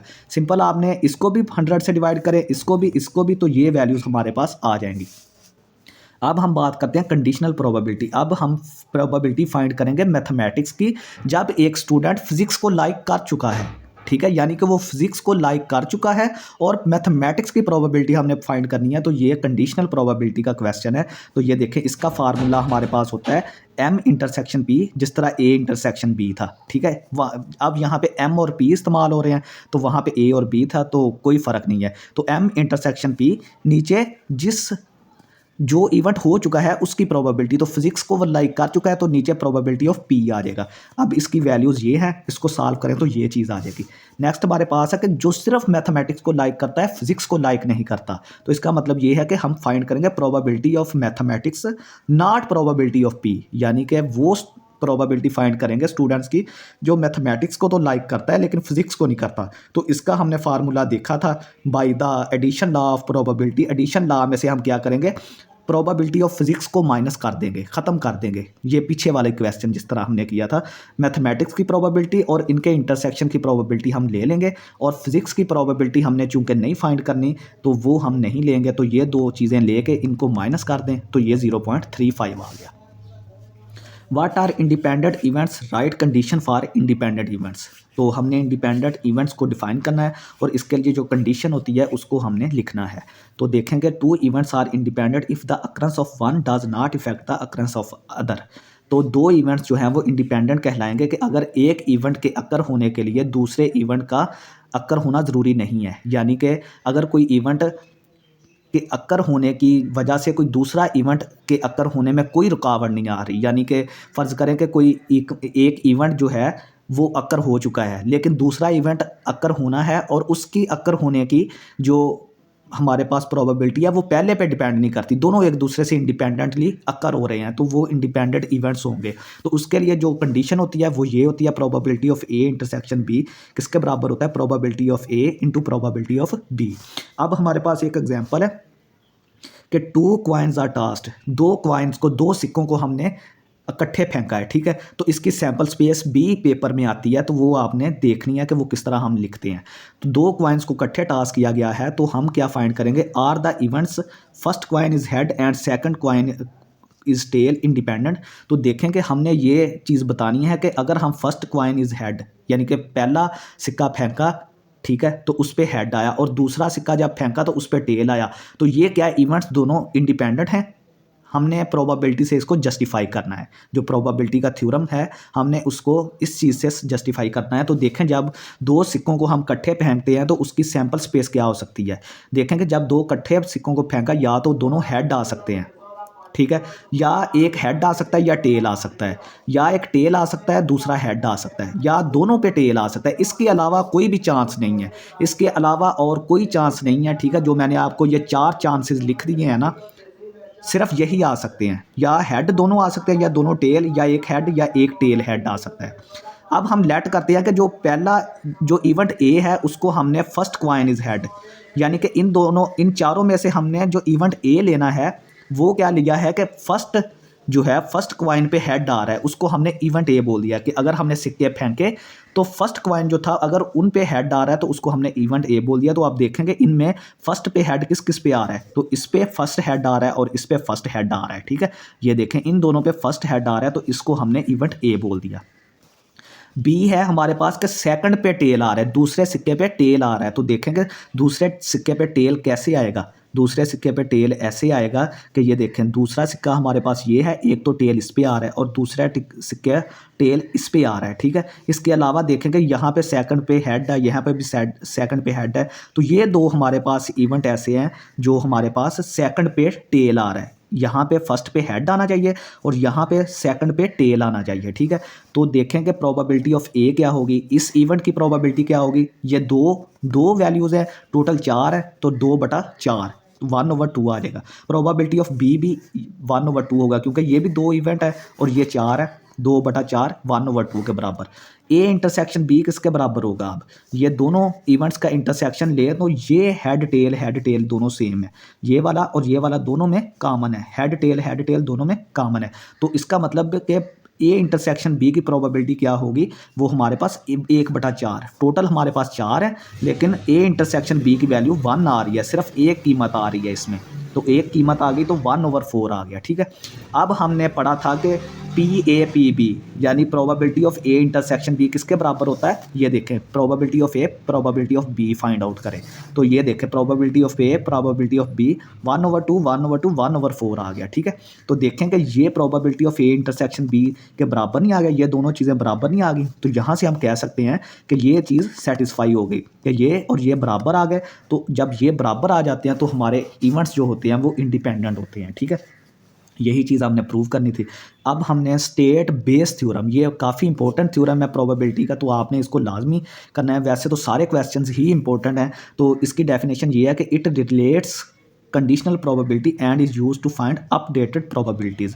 तो ये कंडीशनल प्रोबेबिलिटी को रिलेट करता है और अपडेटेड प्रोबेबिलिटीज़ को फाइंड आउट करने में हमारी मदद देता है। तो इसके रिलेटेड एक क्वेश्चन करेंगे ताकि आपको और ज़्यादा समझ आ जाए। क्वेश्चन ये है कि 3 boxes contains ball as follows. 3 boxes हैं हमारे पास और उनमें जो बॉल्स हैं वो इस तरीके से हैं जो मैं आपको अभी बताने लगा हूँ। हर बॉक्स में जो बॉल है वो इस तरीके से है जो मैं अभी बताने लगा हूँ आपको। तो बॉक्स ए जो है उसमें 2 सफ़ेद हैं और 3 काली कलर की बॉल है। बॉक्स बी में 4 वाइट हैं और 1 ब्लैक है। बॉक्स सी में 3 वाइट हैं और 2 ब्लैक हैं, ठीक है। ये हमें क्वेश्चन में गिवन है। अब उसने क्या कहा है कि a box is selected at random. उसने कहा है कि तुक्के से कोई एक बॉक्स सिलेक्ट किया है बिल्कुल देखे बगैर, मतलब कि आंखों पे पट्टी बांध के हमने कोई बॉक्स सिलेक्ट किया है और एक बाल को हमने उसमें उस बॉक्स में से निकाल लिया। जो बॉक्स हमने सेलेक्ट किया था उस बॉक्स में से एक बाल को निकाल लिया। इफ़ द बाल इज़ वाइट, अगर आप ये फ़र्ज़ करें कि जो बाल हमने निकाली है वो वाइट है, तो हमने प्रोबेबिलिटी फाइंड करनी है कि उसकी प्रोबेबिलिटी फाइंड आउट करनी है इस चीज़ की कि वो क्या बॉक्स बी से आ रही है। क्या हमने इस चीज़ की प्रोबेबिलिटी फाइंड आउट करनी है कि क्या वो बाल जो है, जो वाइट बाल निकाली है, क्या वो बॉक्स बी से निकाली है हमने। इस चीज़ की प्रोबेबिलिटी कितने % है, क्या क्या चांसेस हैं इसके। तो सबसे पहले देखेंगे A1 को हमने बॉक्स ए बोल दिया, बॉक्स बी को हमने A2 बोल दिया और बॉक्स सी को हमने A3 लेट कर लिया, ठीक है। अब जो W है, W को हमने क्या लेट किया है कि ये वो इवेंट है कि जब हमने बाल को निकाला और वो वाइट निकली, ये इवेंट W है। W इवेंट को हमने क्या सपोज किया कि जब बाल को निकाला और वो वाइट निकली, इस इवेंट को हमने W बोल दिया। अब probability of A1 probability of A2 probability of A3 is equal to 1/3। अब देखेंगे 3 बॉक्सेस हैं तो हमने तुक्के से कोई बॉक्स सेलेक्ट करना है। तो तीनों बॉक्सेस की प्रोबेबिलिटी सेम है, ठीक है। कोई भी बॉक्स हम सेलेक्ट कर सकते हैं, A भी आ सकता है, B भी आ सकता है, C भी आ सकता है। तो तीनों बॉक्सेस की जो प्रोबेबिलिटी है वो 1/3 है। टोटल बॉक्सेस 3 है, तो एक बॉक्स को हमने सेलेक्ट करना है तो उसकी प्रोबेबिलिटी 1/3 है, ठीक है। एक बॉक्स को हमने सेलेक्ट करना है, टोटल 3 है तो 1/3 आ जाएगा। नेक्स्ट हमारे पास है कि probability of white ball probability of W/A1। अब देखें कि A1 में टोटल कितनी बॉल्स हैं, 5 हैं, 2 वाइट हैं, 3 ब्लैक हैं। तो देखें कि इसकी प्रोबेबिलिटी क्या होगी, वाइट बॉल की प्रोबेबिलिटी क्या होगी कि वाइट बॉल बॉक्स ए से आ रही है, इस चीज़ की प्रोबेबिलिटी क्या होगी। यानी कि हमने प्रोबेबिलिटी फाइंड आउट करनी है कि वाइट बॉल जो है वो A1 बॉक्स से आ रही है। तो टोटल बॉल्स 5 हैं, 2 इसमें से वाइट हैं, तो 2/5 आ गया। अब हमने प्रोबेबिलिटी फाइंड करनी है कि जो बॉल हमने निकालनी है वाइट बॉल वो A2 से आ रही है। तो A2 बॉक्स में 5 टोटल बॉल्स हैं, तो इसकी प्रोबेबिलिटी वाइट बॉल वहाँ पे 4 है बॉक्स 2 में, ठीक है। तो 4/5 आ गया। अब हमने प्रोबेबिलिटी फाइंड करनी है कि जो बॉल आ रही है वाइट वो A3 से आ रही है। तो टोटल बॉल्स इसमें भी 5 हैं और वाइट बॉल 3 है, तो 3/5 इसकी प्रोबेबिलिटी हमारे पास आ जाएगी। अब बेस थ्योरम के मुताबिक अब हमने ये चीज़ फाइंड आउट करनी है कि हमें ये चीज़ पता चल गई कि वाइट बॉल है, ये इवेंट डब्ल्यू इवेंट अकर हो चुका है, यानी कि हमें पता चल गया कि जो बॉल हमने निकाली है वो वाइट है। तो हमने प्रोबेबिलिटी फाइंड आउट करनी है कि जो वाइट बॉल हमने निकाली है वो A2 बॉक्स से आ रही है। तो इसके लिए फार्मूला ये होगा हमारे पास बेस थ्योरम के मुताबिक। तो ये वाली वैल्यूज़ हमने सारी यहाँ पे फाइंड आउट कर ली हैं। 4/5 1/3 ये ऊपर 2 वैल्यूज़ पुट करें, नीचे 6 वैल्यूज़ आएंगी, 1 2 3 4 5 6 और इनके दरमियान प्लस प्लस आ जाएगा। सिंपल आपने ये प्रोबेबिलिटी ऑफ WA1 2/5 ये आ गया, प्रोबेबिलिटी ऑफ A1 1/3, ये सारी ऊपर हमने फाइंड आउट कर ली है। सिर्फ ये फार्मूला याद रखें, इसमें ये वैल्यूज़ पुट करें तो इसका आंसर इसको सॉल्व करके 4/9 आ जाएगा। ठीक है, नेक्स्ट हमारे पास है define the following terms graph degree of vertex single graph simple graph. तो ये टर्म्स को हमने डिफाइन करना है। सबसे पहले ग्राफ है, तो एक graph is an ordered pair. Graph एक ऑर्डर्ड पेयर की तरह हमारे पास मैथमेटिकल फिगर होती है ऑर्डर्ड पेयर की शक्ल में, जहाँ पे इसको जी से रिप्रेजेंट करते हैं ग्राफ को, जहाँ पे पहला वी वर्टेक्स होता है, यानी कि जो पहली वैल्यू होती है वो वर्टेक्स की होती है और दूसरी वैल्यू एज की होती है। Where V is the set of vertices and E is the set of edges connecting the vertices. जो वर्टिसेस होते हैं वो किस वजह से आपस में कनेक्ट होते हैं, एजेस की वजह से। तो ये देखें, ये एक ग्राफ है हमारे पास, यहाँ पे ए बी सी 3 वर्टेक्स हैं, ए बी सी 3 वर्टेक्स हैं, ए से बी तक एज 1 है, ए से सी तक एज 3 है, बी से सी तक एज 2 है। तो ये एक हमारे पास ग्राफ है, क्योंकि ये सेट ऑफ वर्टेक्स और सेट ऑफ एजेस पर मुश्तमिल है, तो ये हमारे पास एक ग्राफ होगा। नेक्स्ट हमारे पास है the degree of a vertex is the number of edges incident to that vertex. किसी भी वर्टेक्स की जो डिग्री होगी ना, वो उस पर कितने एजेस जा रहे हैं, उस पर कितने एजेस जा रहे हैं, वो उसकी डिग्री होगी। फॉर एग्जांपल के ये बी वर्टेक्स है, तो बी वर्टेक्स पे कितने एजेस जा रहे हैं, 1 और 2 एजेस जा रहे हैं, तो बी वर्टेक्स की डिग्री 2 होगी। नेक्स्ट हमारे पास है कि simple graph is a graph with no loops and multiple edges. Simple graph एक ऐसा ग्राफ होता है जिसमें कोई भी एज दूसरे को क्रॉस नहीं करता और दूसरा कोई भी सेल्फ लूप नहीं होता, यानी कि कोई ए वर्टेक्स अगर हमारे पास है तो इस तरह उस पर जो है वो लूप नहीं बनता। तो ये ग्राफ हमारे पास एक सिंपल ग्राफ भी है, क्योंकि इस पर कोई भी लूप नहीं बन रहा और कोई भी एज एक दूसरे को क्रॉस नहीं कर रहा है, तो ये सिंपल ग्राफ है। तो नेक्स्ट हमारे पास है कि एक ग्राफ हैज़ 4 वर्टिसेस हैं A B C D and edges हैं A B A C B D C D A D. तो हमने ग्राफ को ड्रा करना है और डिग्री ऑफ हर वर्टेक्स की डिग्री फाइंड आउट करनी है और वेरीफाई करना है हैंड शेकिंग थ्योरम को। तो ये देखें, 4 हमने सर्कल ले लिए ए बी सी डी, जो हमने वर्टेक्स को हम सर्कल से रिप्रेजेंट करते हैं ए बी सी डी, और इसके जो एजेस हैं, एक ए बी है, मतलब कि ए बी E1 आ गया, इसको हमने E1 का नाम दे दिया। एक ए सी है, ए सी, इसको E2 का नाम, बी डी है, बी डी E3 आ गया, सी डी E4 आ गया और ए डी हमारे पास E5 आ गया। ठीक है, तो ये हमारे एजेस आ गए। अब हम बात करते हैं डिग्री ऑफ ए की, यानी वर्टेक्स ए की डिग्री कितनी है, 3, क्योंकि इस पर 3 वर्टेक्स एजेस आ रहे हैं, 1 2 और ये 3, 1 2 और 3 आ गया। बाकी सारे ए और डी जो है ना, इसकी 3 डिग्री है, इसकी डिग्री 3 के बराबर है। एक ये डी तक आ रहा है, एक ये आ रहा है और एक ये वाला, यानी ए और डी की डिग्री 3 है। और जो सी और डी है, सी और डी पर सिर्फ 2 वर्टेक्स आ रहे हैं, एक ये वाला और एक ये वाला, बी पर एक ये वाला और एक ये वाला। ठीक है, तो बी और सी की डिग्री 2 हैं। ठीक है, तो नेक्स्ट सी पार्ट है कि हमने हैंड शेकिंग थ्योरम को सेटिस्फाई करवाना है, प्रूव करवाना है। तो हैंड शेकिंग थ्योरम क्या कहता है कि सम ऑफ डिग्रीज किसके बराबर होता है, 2 इंटू नंबर ऑफ एजेस। ये हैंड शेकिंग थ्योरम है कि सम ऑफ डिग्रीज किसके बराबर होता है, 2 इंटू नंबर ऑफ एजेस। तो अब हम सबसे पहले सम ऑफ डिग्रीज को फाइंड करेंगे। तो डिग्रीज हमारे पास क्या थी, 3 2 2 2, इन सबको ऐड किया तो 10 आ गया। नंबर ऑफ एजेस कितने थे, E1 E2 E3 E4 E5, 5 edges थे। तो इसका मतलब ये हुआ कि हैंड शेकिंग के मुताबिक 2 ये वाला नंबर ऑफ एजेस कितने हैं, 5, 2 इंटू ई, यानी कि 2 इंटू 5, एजेस 5 थे ना, तो 2 इंटू 5 कितना आ गया, 10, और सम ऑफ डिग्रीज कितना आया, 10। तो देखें कि दोनों तरफ से ये बराबर आ गया। नेक्स्ट हमारे पास है कि व्हाट इज़ कंप्लीट और बाईपार्टाइट ग्राफ। तो हमने इन 2 ग्राफ्स की डेफिनेशन करनी है। तो वो ये होती है कि a complete graph is a graph in which every of distinct vertex is connected by an edge. ठीक है, इसमें हर कंप्लीट ग्राफ में हर वर्टेक्स जो होता है वो डिस्टिंक्ट एज से वो क्या होता है, कनेक्टेड होता है। ठीक है, तो जो बाईपार्टाइट ग्राफ है वो होते हैं कि इसमें हम जो वर्टेक्स होता है ना, vertex, a graph whose vertex set can be divided into two distinct sets. तो वर्टेक्स सेट को हम दो डिस्टिंक्ट सेट्स में डिवाइड कर सकते हैं और उन वर्सेस में कोई भी जो वर्टेक्स होगा वो एक दूसरे से एडजेसेंट नहीं होगा, ठीक है। तो इसकी जो कंप्लीट ग्राफ होता है उसकी जो नंबर ऑफ एजेस हम किस तरह फाइंड करते हैं, n into n minus one over two. ये फार्मूला आप MCQs के हवाले से भी याद रखें, ठीक है। और यहाँ पे n जो है वो नंबर ऑफ वर्टेक्स है, ठीक है। तो ये एक कंप्लीट ग्राफ की फिगर है और ये एक बाईपार्टाइट ग्राफ की फिगर है, ठीक है। ये आप दे सकते हैं। नेक्स्ट हमारे पास है कि determine whether the graph K5 is planar और नॉट, जस्टिफाई योर आंसर, ठीक है। तो K5 एक ग्राफ होता है जिसका ये देखें, ये वाला ग्राफ K5 है, इसमें 5 वर्टेक्स होते हैं, ठीक है। 5 वर्टेक्स होते हैं और ये इस तरह बनता है। तो a planar graph can be drawn in the plane without any edge crossing. तो कोई भी ग्राफ प्लेनर कब होगा, जब हम उसको किसी प्लेन में ड्रा कर सकते हैं और उसका एक एज जो है वो दूसरे एज को क्रॉस ना करे, फिर वो प्लेनर बनेगा। अगर एक एज ने दूसरे एज को क्रॉस कर दिया तो वो प्लेनर ग्राफ नहीं रहेगा, ठीक है। ये आप याद रखें। और ये देखें, ये K5 का ग्राफ है, तो भाई इसमें तो सारे एजेस एक दूसरे को क्रॉस कर रहे हैं। ये देखें, ये इस तरह, ठीक है, इस तरह करके ये देखें कितने एज एक दूसरे को क्रॉस कर रहे हैं। तो देखें द कंप्लीट ग्राफ K5, ये ग्राफ कंप्लीट तो है, कंप्लीट K5 ग्राफ कंप्लीट तो है, लेकिन इसके वर्सेस 5 है और एजेस की तादाद कितनी है, ये वाला फार्मूला लगाएं।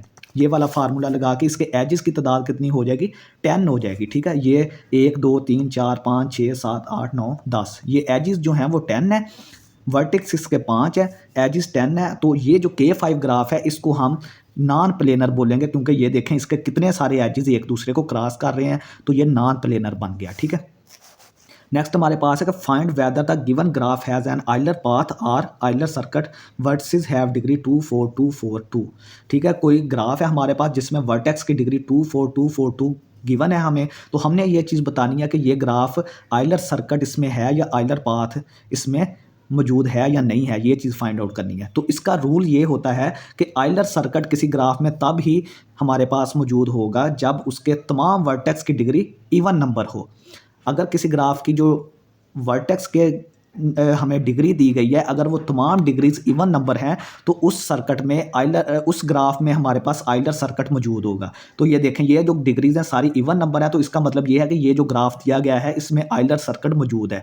और आइलर पाथ कब मौजूद होता है, आइलर पाथ तब मौजूद होता है जब सिर्फ दो वर्सेस की डिग्री ऑड हो। अगर हमें जो ग्राफ दिया गया है उसमें से सिर्फ 2 वर्टेक्स की डिग्री ऑड नंबर हो, तो हम बोलेंगे कि इस ग्राफ में आइलर पाथ भी मौजूद है। तो देखें यहाँ पे तो हमें कोई भी डिग्री इवन ऑड नज़र नहीं आ रही, सारी इवन डिग्रीज हैं, कोई भी और डिग्री नहीं नज़र आ रही। तो देखें कि ये गिवन ग्राफ जो है इसमें आइलर सर्किट तो मौजूद है लेकिन आइलर पाथ मौजूद नहीं है। नेक्स्ट हमारे पास है कि a student has to choose 2 science subjects from 5 science subjects.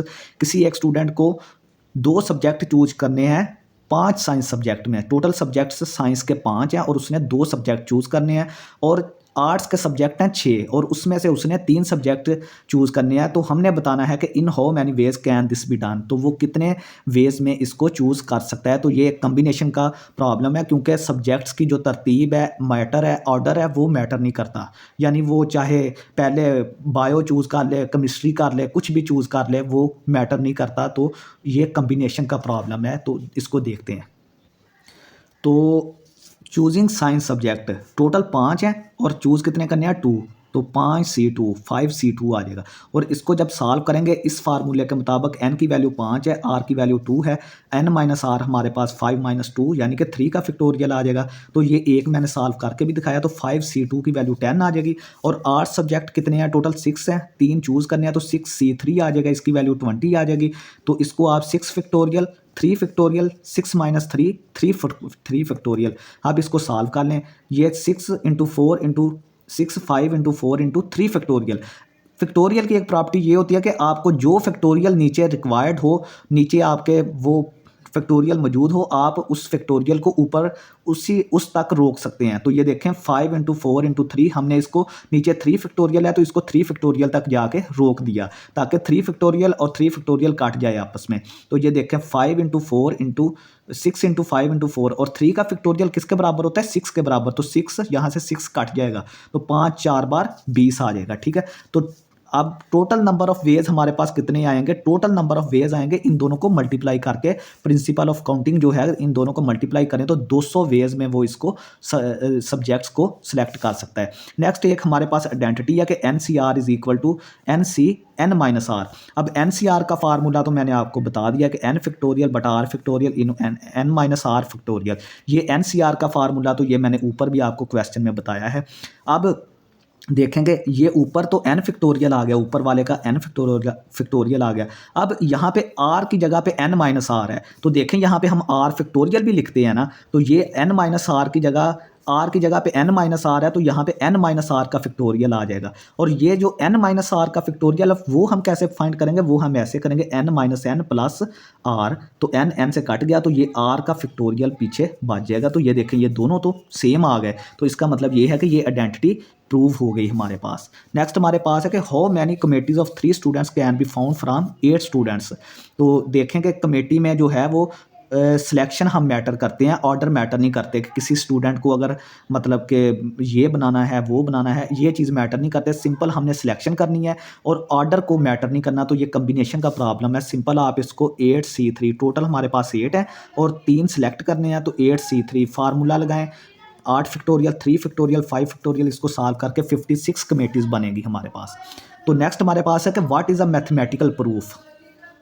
अब मैथमेटिकल प्रूफ हमारे पास क्या होता है, मैथमेटिकल प्रूफ ये होता है कि it is a logical argument that shows a statement is true using axioms definitions and previously proven results. ये हमारे पास एक लॉजिकल आर्गूमेंट होता है। जो मैथमेटिकल प्रूफ होता है ना, ये हमारे पास लॉजिकल आर्गूमेंट होता है जो हम शो करते हैं किसके लिए, स्टेटमेंट के लिए कि ये स्टेटमेंट ट्रू है। ठीक है, एक ऐसा लॉजिकल आर्गूमेंट देते हैं कि ये स्टेटमेंट ट्रू है, किसकी मदद से, जो हमें प्रीवियसली जो पीछे हमने एक्सियम्स पढ़े हैं, डेफिनेशंस पढ़ी हैं और जो थ्योरम्स हमने पीछे प्रूफ किए होते हैं, उनकी मदद से हम किसी जब मैथमेटिकल स्टेटमेंट को ट्रू प्रूव कर देते हैं, वो हमारे पास मैथमेटिकल प्रूफ आ जाता है। यानी कि जो पिछले एक्सियम्स होते हैं, थ्योरम्स होते हैं, डेफिनेशंस होती हैं, उनको इस्तेमाल करके जब हम किसी मैथमेटिकल स्टेटमेंट को ट्रू प्रूफ करते हैं तो वो मैथमेटिकल प्रूफ कहलाता है। नेक्स्ट हमारे पास है कि एक डायरेक्ट प्रूफ। अब इसके 3-4 मेथड हैं। सबसे पहले होता है डायरेक्ट प्रूफ। डायरेक्ट प्रूफ जो है वो स्टार्ट होता है given assumptions and uses logical steps to reach the desired conclusion. Direct proof में हम स्टार्ट कर देते हैं एक assumption से, और फिर जो हमारे पास डिजायर्ड लॉजिकल स्टेप्स होते हैं और हम लॉजिकल स्टेप्स को इस्तेमाल करके जो हमारी डिज़ायर कंक्लूजन होती है वहाँ पे पहुँच जाते हैं। ठीक है, नेक्स्ट हमारे पास है a proof by contrapositive instead of proving P implies Q। अब अगर हमें कोई स्टेटमेंट P इम्प्लाइज Q की शक्ल में दी गई है तो हम इसको इस शक्ल में प्रूव करने की बजाय उसका कंट्रापोजिटिव ले लेते हैं। कंट्रापोजिटिव क्या होता है कि इस स्टेटमेंट की जगह भी बदल दें, ये जगह उस तरफ चली जाएगी, ये उस तरफ आ जाएगी, साथ नेगेशन लगा दें दोनों के साथ, तो ये कंट्रापोजिटिव बन जाता है। यानी कि जगह भी चेंज कर दें इनकी, ठीक है, और साथ नेगेशन भी लगा दें, तो ये कंट्रापोजिटिव मेथड होगा प्रूफ का। तो जब ये वाली स्टेटमेंट ट्रू प्रूव हो जाएगी तो हम बोलेंगे कि ये वाली स्टेटमेंट भी ट्रू थी। अब कॉन्ट्राडिक्शन का प्रूफ कैसे हम करते हैं, ये तो बहुत इजी है, हम पहली क्लासेस में भी पढ़ते आए हैं। इसमें हम क्या करते हैं कि जो गिवन स्टेटमेंट है उसको हम अज्यूम कर लेते हैं कि ये गलत है, रॉन्ग है, फॉल्स है। तो लास्ट पे क्या होता है, लास्ट पे हमारे पास एक कॉन्ट्राडिक्शन आ जाती है, जिसका मतलब ये होता है कि जो हमने शुरू में सपोज किया था, जो अजम्पशन की थी वही गलत थी हमारी। तो इसका मतलब ये है कि जो हमें स्टेटमेंट दी थी वो ठीक है, जो हमने अजम्पशन की थी वो गलत है। तो लास्ट पे हमें एक कॉन्ट्राडिक्शन मिल जाती है। इसकी हम इन सारों की एग्जांपल्स आप देखते हैं। नेक्स्ट हमारे पास है कि प्रूव यूजिंग डायरेक्ट प्रूफ। तो हमने डायरेक्ट प्रूफ के जरिए इसको प्रूव करना है कि जो n है अगर वो इवन नंबर है तो n स्क्वायर भी इवन नंबर होगा।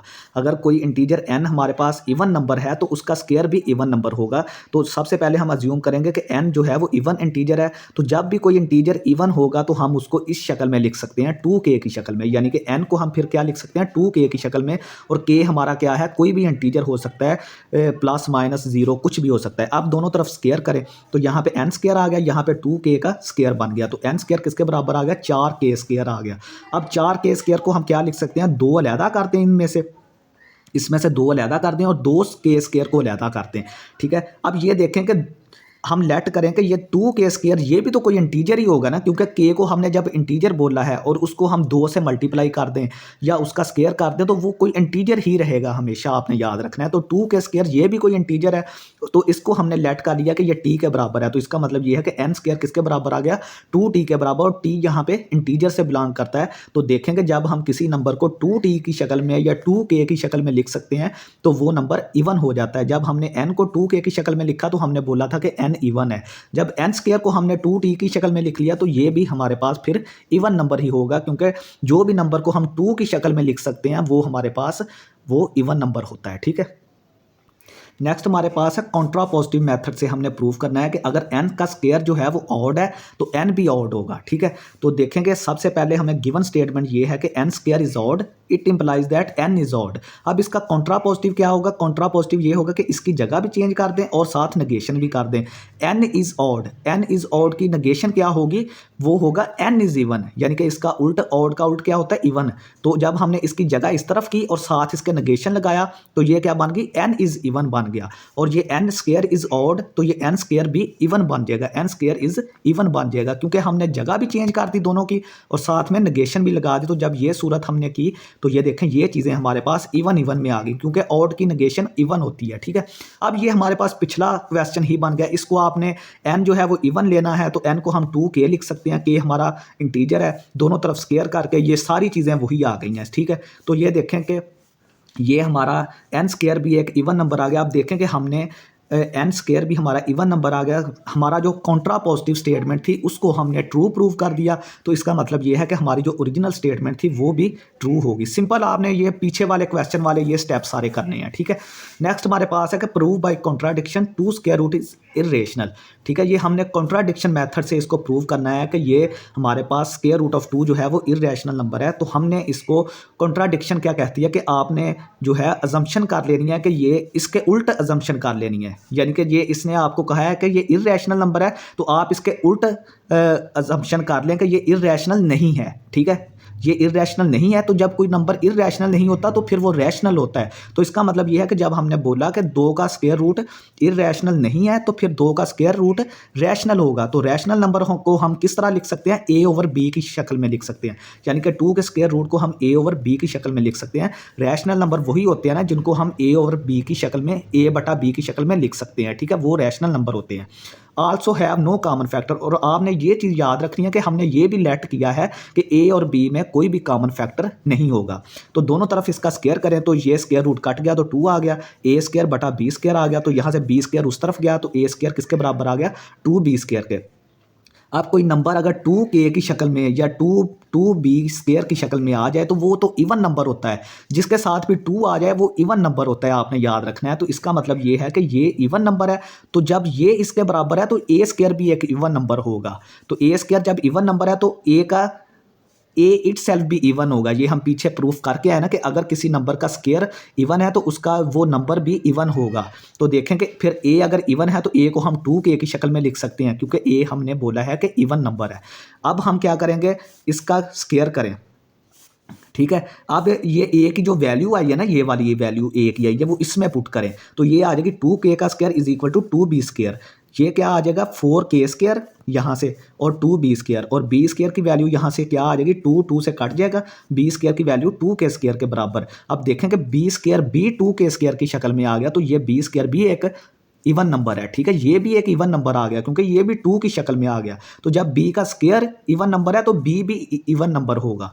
तो देखेंगे जब a और b दोनों इवन नंबर आ गए, फॉर एग्जांपल a हमारे पास 2 है, b हमारे पास 4 आ गया, तो इनमें तो एक कॉमन फैक्टर आ गया ना। कॉमन फैक्टर क्या है 2, ऊपर भी 2 मौजूद है नीचे भी 2 मौजूद है, तो ये कॉमन फैक्टर तो नहीं होना चाहिए था। हमने तो ये चीज़ सपोज की थी ऊपर कि इन दोनों में कोई भी कॉमन फैक्टर नहीं है, तो ये कॉन्ट्राडिक्शन आ गई। इसका मतलब ये था कि जो हमने सपोज किया था कि 2 का स्क्वायर रूट रैशनल नंबर है वही गलत है। ठीक है, जब ये लास्ट पे कॉन्ट्राडिक्शन आई है इसकी वजह यही है कि हमने जो सपोज ऊपर किया है वो गलत है, यानी कि 2 का स्क्वायर रूट फिर एक इरेशनल नंबर है ना कि रैशनल नंबर है। नेक्स्ट हमारे पास है कि make adjacency matrix for the following graphs. ठीक है, ये ग्राफ्स हैं, एक हमारे पास ये वाला डायरेक्टेड ग्राफ है, अनडायरेक्टेड ग्राफ है, इसमें डायरेक्शन की कोई नहीं हमें बताया गया। और ये डायरेक्टेड ग्राफ, ये देखें इसमें डायरेक्शन दी गई है, ठीक है। तो इसके लिए हमने एडजेसेंसी मैट्रिक्स बनाना है, ठीक है, इसके लिए भी और इसके लिए भी। तो देखें इसके वर्टेक्स कितने हैं, 4। तो ऊपर V1 V2 V3 V4 लिख लें, नीचे V1 V2 V3 V4 लिख लें, ठीक है। जितने वर्टेक्स होते हैं ना उतने तक आपने लेना होता है, ये V1 V2 V3 V4 और नीचे भी सेम इसी तरह, ठीक है। नेक्स्ट हमारे पास आप देखेंगे V1 से कितने वर्टेक्स निकल रहे हैं। V1 से वर्टेक्स निकल रहे हैं V2 तक, V4 तक और ये V3 तक। सिर्फ V1 से V1 तक नहीं है, यानी कि कोई सेल्फ लूप नहीं है इसमें। V1 से V1 तक कोई भी नहीं है, तो जिसमें जहाँ तक कोई एज नहीं जाता वो 0 लगा देना है। अब V1 से V1 तक कोई नहीं जा रहा है तो यहाँ पे 0, V1 से V2 तक जा रहा है तो 1, V1 से V3 तक जा रहा है तो 1, V1 से V4 तक जा रहा है तो 1। सेम आपने इसी तरह V2 को देखना है। V2 से कितने जा रहे हैं, एक V1 तक जा रहा है और एक V3 तक जा रहा है। तो देखें V1 के नीचे 1 लिख दिया, V3 के नीचे 1 लिख दिया, बाकी दोनों 0 कर दिए। V3 को देखें, V3 से V2 तक जा रहा है, V1 तक जा रहा है और V4 तक जा रहा है। 1 2 और 4 इनके दरमियान 1 1 लिख दिया और V3 तक कोई नहीं जा रहा तो ये 0 लिख दिया। सेम इसी तरह आप V4 को लिख सकते हैं, ठीक है। तो ये इस मैट्रिक्स के लिए आ गया। नेक्स्ट हमारे पास है ये वाला, इसमें हमने डायरेक्शन को मैटर करना है, डायरेक्शन हमने लाजमी याद रखनी है, ठीक है। अब देखेंगे सेम उसी तरह V1 V2 V3 लिखें, नीचे V1 V2 V3 V4 लिख लें, ठीक है। अब V1 से जा कितनी तरफ जा रहा है, ठीक है, ये देखें इस तरफ जा रहा है तो V2 तक जा रहा है और V1 से एक V3 तक जा रहा है। तो V2 और V3 के नीचे नीचे हमने 1 लिख लिया, बाकी किसी की तरफ जा नहीं रहा तो 0 0, V1 और V4 पे जा नहीं रहा तो हमने 0 लिख दिया। V2 की बात करें तो V2 पे सिर्फ ये V3 की तरफ जा रहा है, ये देखें ये इसकी तरफ सिर्फ जा रहा है तो V3 पर जा रहा है तो V3 पर सिर्फ 1 लिखा, बाकी तीनों 0 कर दिए। V3 की बात करें तो V3 पे सिर्फ ये इस तरफ जा रहा है, ठीक है, यहाँ पे जा रहा है V4 की तरफ, ये देखें तो V4 पे सिर्फ 1 लिखा, बाकी तीनों 0 कर दिए। इसी तरह V4 जो है वो सिर्फ V1 की तरफ जा रहा है तो V1 के नीचे 1 लिख दिया, बाकी सारे 0 लिख दिए, ठीक है। तो ये एडजेसेंसी मैट्रिक्स, ये भी इंपॉर्टेंट क्वेश्चन है। रेगुलर ग्राफ कौन से होते हैं, एक graph is regular if every vertex has same degree. एक ऐसा ग्राफ जिसके हर वर्टेक्स की डिग्री सेम हो तो उसको हम रेगुलर ग्राफ बोलते हैं। तो ये देखें ये एक अगर एक कोई पॉइंट है, पॉइंट पे तो कोई हमारे पास वर्टेक्स होता ही नहीं है तो ये 0 रेगुलर ग्राफ है।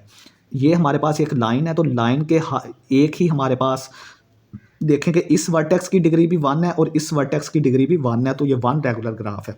2 रेगुलर ग्राफ कौन सा होता है, जिसके हर वर्टेक्स की डिग्री 2 हो। तो ये देखें यहाँ से यहाँ तक भी 2 लाइंस है, इस वर्टेक्स की डिग्री भी 2 है और इस वर्टेक्स की डिग्री भी 2 है। सेम इसी तरह इस वर्टेक्स की डिग्री 2 है, इस वर्टेक्स की डिग्री भी 2 है, तो ये 2 रेगुलर ग्राफ है। तो ये था स्टूडेंट्स हमारा आज का लेक्चर। उम्मीद है आपको काफ़ी समझ आई होगी, बहुत कोशिश की है, बड़ी मेहनत से वीडियो बनाई है। तो जो बंदा भी इस वीडियो को देखे चैनल को लाजमी सब्सक्राइब करे और अपने दोस्तों में ज़रूर शेयर करें। ये वीडियो इंशाल्लाह ताला आपकी बहुत हेल्प करेगी और आपने इसका ऑब्जेक्टिव पार्ट भी लाजमी देखना है, वो भी आपने स्किप नहीं करना। बहुत शुक्रिया स्टूडेंट्स, अल्लाह हाफिज़।